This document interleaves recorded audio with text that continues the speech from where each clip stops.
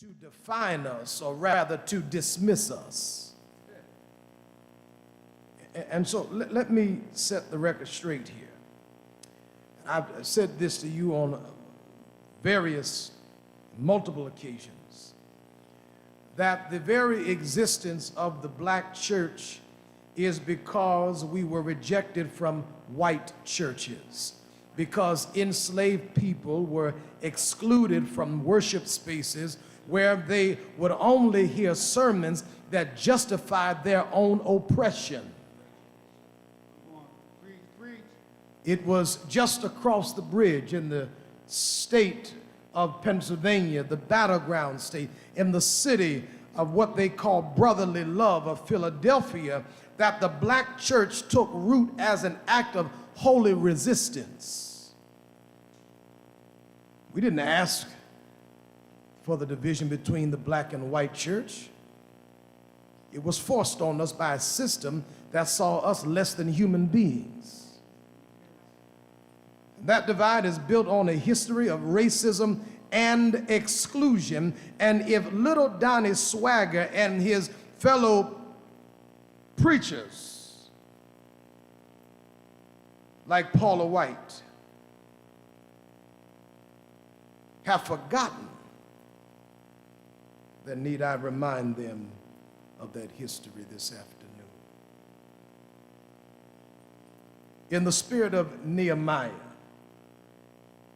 he says, let us rise to defend our families, our homes, and our legacy.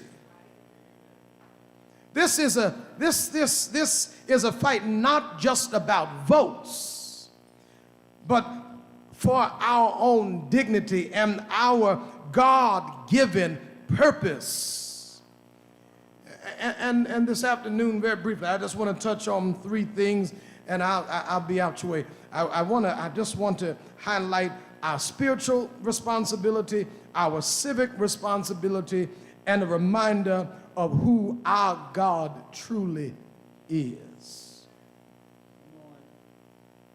Our spiritual responsibility is first and foremost to the God of truth, the God of justice, and the God of liberation. As we have been reading from our textbook of Dr. Theron Williams, where he reminds us in the Bible is Black history, we are descendants of the original people, those woven by God into the very fabric of creation. And yet even today, we see how our heritage, our identity, and our spirituality are consistently questioned, minimized, and dismissed. I've got news for you. This kind of dismissal is not of the Lord. Donnie Swagger and those like him forget that our ancestors didn't have a choice but to create our own sacred spaces, because we were cast out of white churches that preached subjugation rather than salvation. They were forced into separate worship because the so-called churches of that time clung to a God who endorsed slavery. They have no right to critique the black church when it was their own exclusionary practices that brought it into being. The black church has always been a source of hope, resilience, and truth, a community that has risen time and time again to defend the downtrodden and the oppressed. No, we are not a perfect church, but we stand for justice because it was what Jesus commanded us to do. Yes, sir. Yes, sir. We fight for the poor. We fight for the broken. We fight for the hurting, and we fight for the neglected, while white evangelical circles focus on a different agenda, one that uplifts their own comfort and their own power. Yes, sir. Say so, Bishop. Not only do we have a spiritual responsibility, but our civic responsibility, therefore, is an extension of our own faith. When we vote, we don't simply, we do so not simply as individuals, but as representatives of where we come from, in our heritage, in our legacy that refuses to bow down to the forces of oppression.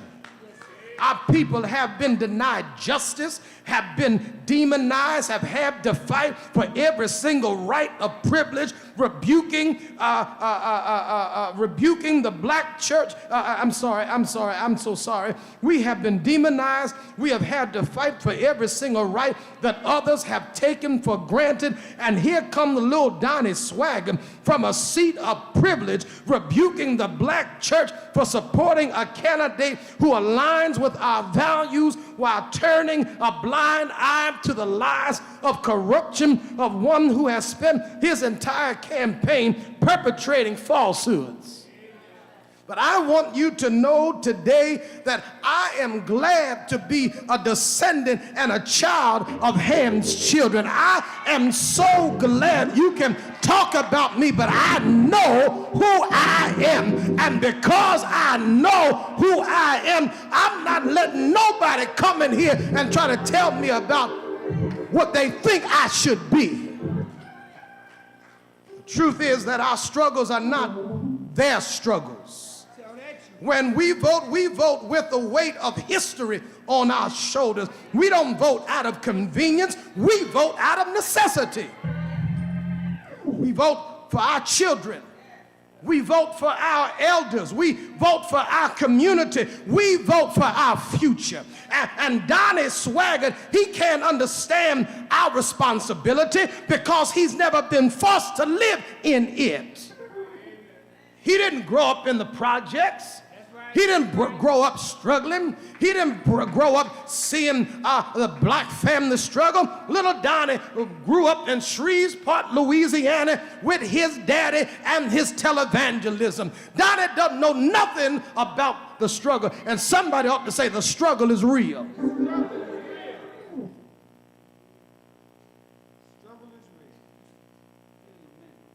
His people's history ain't our history. And his God is not our God. I mean, let's call it for what it is. Many of the white evangelical circles today have chosen a God that aligns with their own desires, one that has been molded to support subjugation, greed, and nationalism. But the God we serve, the God of Abraham, the God of Isaac, and the God of Jacob, the God who delivered Israel from Egypt, the God who raised Jesus from the grave, is the God of justice and the God of liberation. When we fight, we do so knowing that we are standing on the side of righteousness. Somebody else say righteousness.